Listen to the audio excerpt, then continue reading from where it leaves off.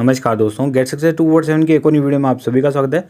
दोस्तों लेके आ चुका हूँ आप सभी के लिए रेलवे एनटीपीसी 2019 के लिए मॉडल टेस्ट पेपर कौन से सब्जेक्ट का, आपके जीके का, जीएस का और जीए का, यानी कि आपकी जनरल नॉलेज, जनरल साइंस और जनरल अवेयरनेस का। टोटल यहाँ पे 40 क्वेश्चन होने वाले हैं जैसे कि आपके एग्जाम के अंदर आएंगे। ये आपका मॉडल टेस्ट पेपर नंबर 1 है। तो वीडियो के लास्ट में अपना स्कोर जरूर बताना। और आपकी जो सीरीज चल रही है एनटीपीसी और ग्रुप डी के क्वेश्चंस की, 5000 प्लस क्वेश्चन की साइंस की और 20,000 प्लस क्वेश्चन जीके की, तो वो कंटिन्यू रहेगी। ये मैं मॉडल पेपर एक्स्ट्रा के लिए दे रहा हूँ आपकी प्रैक्टिस के लिए। तो अब स्टार्ट करते हैं आज का वीडियो। पहला क्वेश्चन कि भारत कितने देशों के साथ अपनी भू सीमा की साझेदारी करता है, यानी कि कितने देशों के साथ उसकी भू सीमा लगती है। 4 ऑप्शन आपके सामने हैं। फटाफट से देखिए कि इसका करेक्ट आंसर क्या होगा और 3-4 सेकंड के बाद मैं आपको इसका करेक्ट आंसर बता दूंगा। तो पहले का आपका जो करेक्ट ऑप्शन बनेगा दोस्तों वो बनेगा सी वाला, टोटल 7 देशों के साथ। अब कौन कौन से हैं उनका भी नाम मैं आपको यहाँ पे बता देता हूँ। देखिए शॉर्ट में लिख रहा हूँ, बांग्लादेश, चाइना, पाकिस्तान, नेपाल, म्यांमार, भूटान और अफगानिस्तान। ये टोटल आपके यहाँ पे 7 देश हैं। चलते हैं दूसरे क्वेश्चन की ओर कि भारतीय समुद्र तट की कुल लंबाई कितनी है।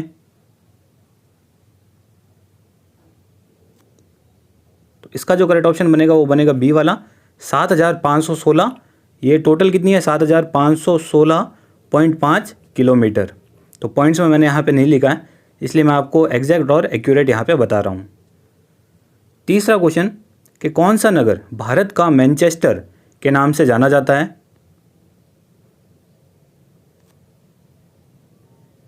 तो कौन जाना जाता है भारत का मैनचेस्टर के नाम से? अहमदाबाद, यानी कि डी ऑप्शन आपका यहाँ पे करेक्ट हो जाएगा। चलते हैं नेक्स्ट क्वेश्चन की ओर। आज का हमारा चौथा क्वेश्चन कि किस राज्य को 5 नदियों की भूमि कहा जाता है। तो आप सभी को पता होगा किसे कहा जाता है, पंजाब को, यानी कि ए ऑप्शन आपका यहाँ पे करेक्ट हो जाएगा। चलते हैं आज के 5वें क्वेश्चन की ओर कि सूर्य की सबसे बाहरी सतह का नाम क्या है। तो क्या कहते हैं हम, सूर्य की जो सबसे बाहरी सतह होती है उसे हम कहते हैं प्रकाश मंडल, यानी कि 5वें का जो आपका करेक्ट ऑप्शन हो जाएगा वो हो जाएगा बी वाला। चलते हैं छठे क्वेश्चन की ओर कि निम्न में से किस स्थान पर सहारा रेगिस्तान का विस्तार नहीं है। यह आपको बताना है, यानी 3 जगह पे होगा, 1 जगह पे नहीं होगा। वो आपको करेक्ट ऑप्शन यहाँ पे पता लगाना है। तो छठे का क्या हो जाएगा दोस्तों आपका करेक्ट ऑप्शन, सी वाला, ग्रेट विक्टोरिया। ये जो ऑस्ट्रेलिया का आपका रेगिस्तान है ना, ऑस्ट्रेलियन जो आपका डेजर्ट है उसका हिस्सा है। बाकी जैसे कि अल्जीरिया, लीबिया और सूडान, ये तीनों ही सहारा रेगिस्तान के हिस्से हैं। यहाँ पे सहारा रेगिस्तान विस्तार करता है, विस्तार है यहाँ पे। 7वां क्वेश्चन कि कालिदास किस काल के कवि थे। तो इसका करेक्ट ऑप्शन क्या बन जाएगा दोस्तों, आपके गुप्त काल के कवि थे ये। 7वां का आपका सी ऑप्शन करेक्ट हो जाएगा। 8वें क्वेश्चन की ओर चलते हैं कि संगमकालीन समय में मलवर शब्द, ये शब्द को ध्यान से देख लेना, मलवर शब्द किसके लिए प्रयुक्त होता था।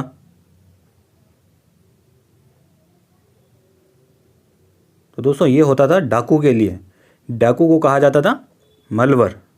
8वें का ए ऑप्शन करेक्ट हो गया। 9वें की ओर चलते हैं कि चौहान वंश के संस्थापक कौन थे। तो कौन थे दोस्तों, वासुदेव चौहान। डी ऑप्शन आपका यहाँ पे करेक्ट हो जाएगा। चलते हैं 10वें क्वेश्चन की ओर कि प्राचीन काल में अवध किस नाम से जाना जाता था।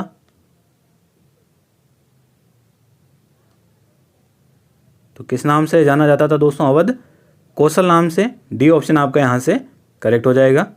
चलते हैं नेक्स्ट क्वेश्चन की ओर। 11वां क्वेश्चन कि मान्यता अनुसार महाभारत की लड़ाई कुरुक्षेत्र में कितने दिन तक लड़ी गई थी। तो कितने दिन तक लड़ी गई थी, 18 दिन तक। बी ऑप्शन आपका यहाँ से करेक्ट हो जाएगा। अपना स्कोर भी साथ साथ में चेक करते रहना, लास्ट में अपना स्कोर जरूर बताना। 12वां क्वेश्चन कि जैन धर्म के 24वें तीर्थंकर जिनका नाम था महावीर स्वामी का प्रतीक चिन्ह क्या है।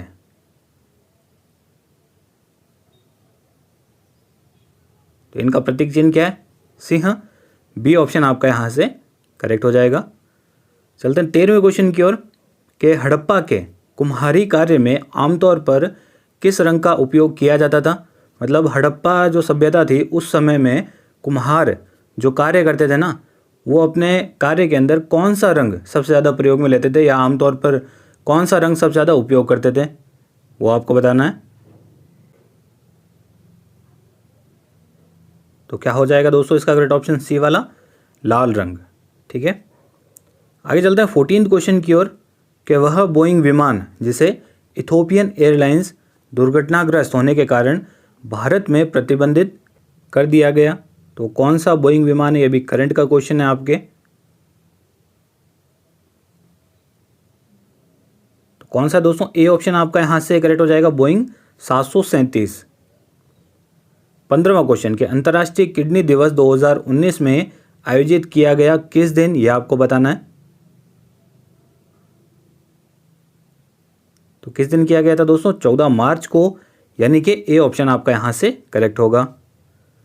16वां क्वेश्चन कि पाकिस्तान में प्रथम हिंदू अल्पसंख्यक महिला सांसद के रूप में चयनित किया गया, कौन है वो, उनका नाम क्या है। तो कौन है दोस्तों वो, क्या नाम है उनका, कृष्णा कुमारी। बी ऑप्शन आपका यहां से करेक्ट हो जाएगा। चलते हैं 17वें क्वेश्चन की ओर कि भारत का प्रथम lesbian, gay, bisexual, transgender and queer, यानी कि जिसका शॉर्ट फॉर्म में अगर हम कहें तो LGBTQ उपचार केंद्र स्थापित किया गया कहाँ पे, ये आपको बताना है। तो ये किया गया दोस्तों मुंबई, महाराष्ट्र में। सी ऑप्शन आपका यहाँ से करेक्ट हुआ। और कब किया गया था ये, 13 मार्च 2019 को। यह भी करंट का आपके क्वेश्चन है, बहुत इंपॉर्टेंट है। 18वां क्वेश्चन, गिनीज वर्ल्ड रिकॉर्ड में शामिल वस्त्रदान अभियान का संबंध किस शहर के पूर्व राजशाही परिवार से है, यह आपको बताना है, फटाफट से देखिए।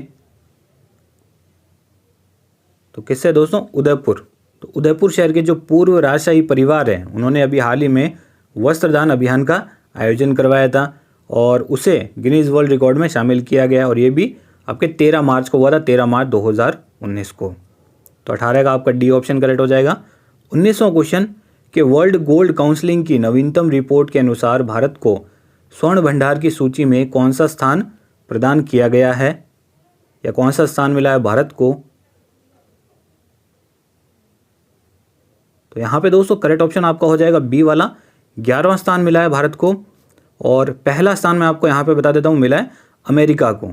ठीक है, पहला स्थान अमेरिका का है, भारत का 11वां स्थान मिला है।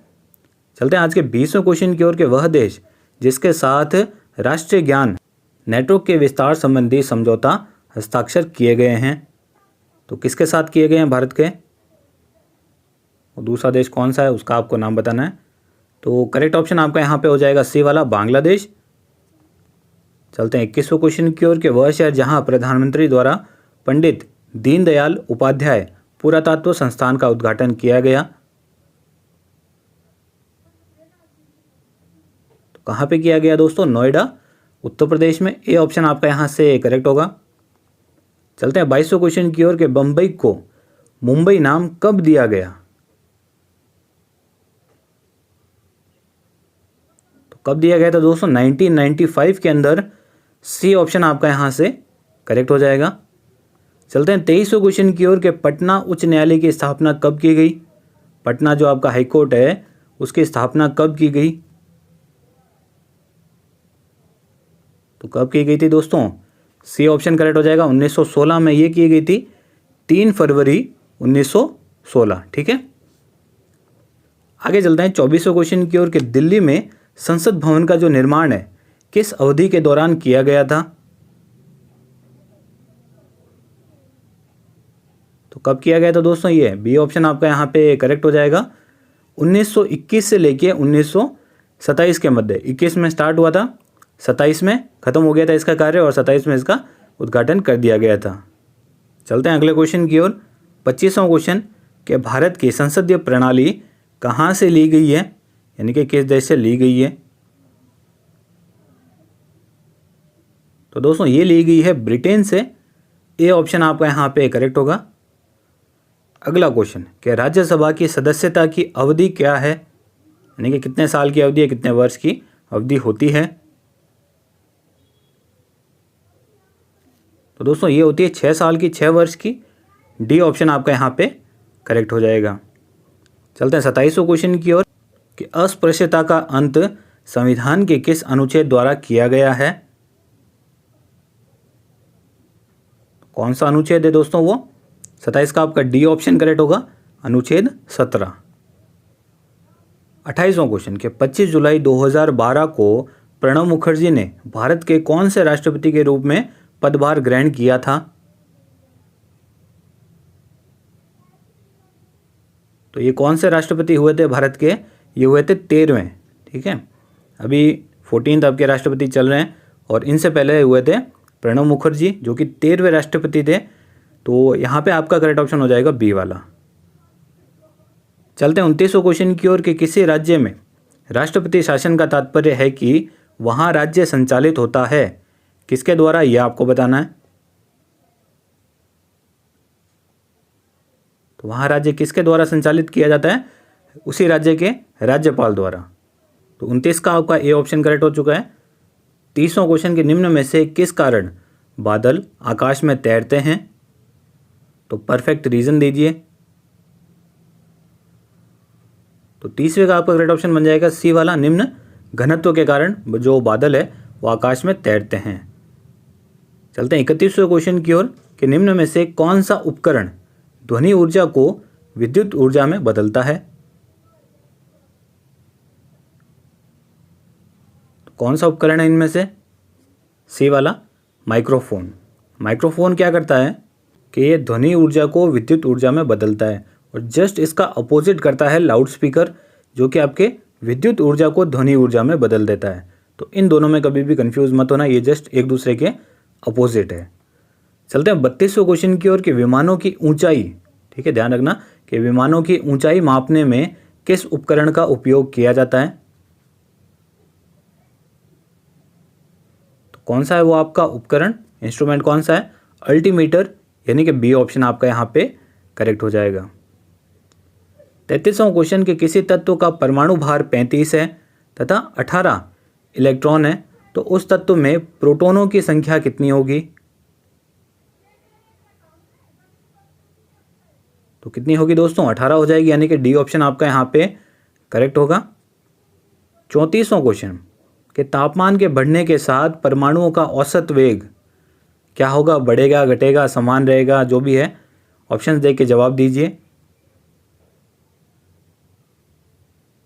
तो इसका आपका करेक्ट ऑप्शन बन जाएगा ए वाला, बढ़ता है, यानी कि तापमान के बढ़ने के साथ जो परमाणु का औसत वेग है वो हमेशा बढ़ेगा।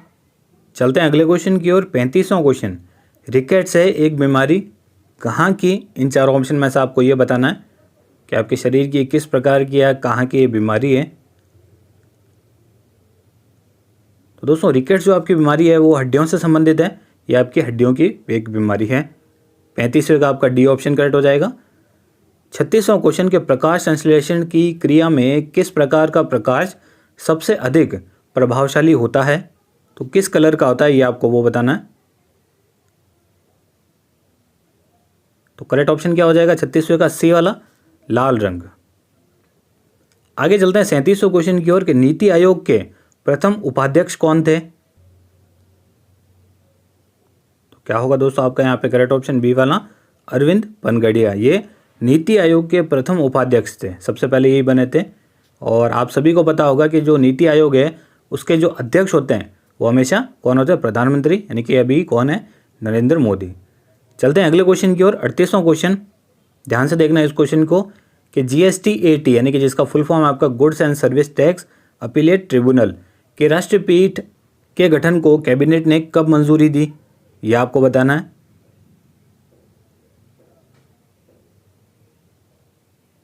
तो कब मंजूरी दी थी दोस्तों? 23 जनवरी 2019 को, यानी कि बी ऑप्शन आपका यहाँ से करेक्ट हो जाएगा।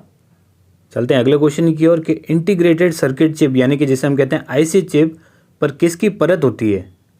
यह आपके कंप्यूटर का क्वेश्चन है। तो आप सभी को पता होगा कि IC जो चिप होती है, IC चिप होती है ना, उसके ऊपर किसकी परत होती है? सिलिकॉन की। ए ऑप्शन आपका यहाँ पे करेक्ट होगा। अगला 40वां क्वेश्चन के जटिल वैज्ञानिक गणनाओं के लिए प्रयोग किया जाता है, इन चारों में से क्या होता है वो आपको बताना है। तो कौन सा प्रयोग होता है? फोर्ट्रैन। डी ऑप्शन आपका यहाँ से करेक्ट हो जाएगा। तो दोस्तों आज के पूरे 40 क्वेश्चन कंप्लीट हो चुके हैं। फटाफट से अपना स्कोर कमेंट करके बता दीजिए और वीडियो पसंद आता है तो एक लाइक ज़रूर करना और साथ ही साथ इसे शेयर भी करना, और चैनल पे पहली बार आए हो, पहली बार विजिट कर रहे हो तो चैनल को सब्सक्राइब और बेल आइकन को क्लिक ज़रूर करना। तो दोस्तों धन्यवाद, मिलते हैं एक वीडियो में।